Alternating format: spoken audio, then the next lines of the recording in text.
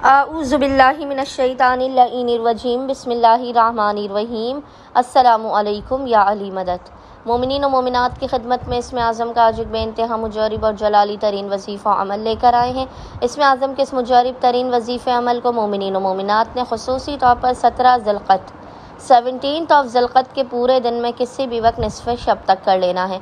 खुदावंद मुताल बहक़ मोहम्मद और आले मोहम्मद इस जलाली इसमें आज़म के सदक़े में मोमिनीन और मोमिनात की हर नामुमकिन तरीन हाजात को अपनी बारगाह में कबूल व मकबूल कर देगा।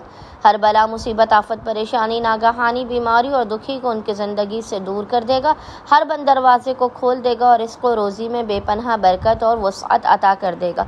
बस मोमिनीन ने करना यह है कि 17 ज़िलक़द के पूरे दिन में निस्फ़े शब तक जब भी आपको फ़ुर्सत के लम्हात मिले आपने बावुज़ू होना है और बावुज़ू होने के बाद आपने किबला रुख बैठकर मोहम्मद और आले मोहम्मद पर अव्वल व आखिर 3 मरतबा 3 टाइम्स दुरूद भेजने के दरमियान में एक तस्बीह 100 टाइम्स 100 मरतबा इस जलाली ज़िक्र की तिलावत करनी है। और वो ज़िक्र है या अल्लाह, या खफ़ीयो, या जली, या अल्लाह, या खफ़ीयो, या जली।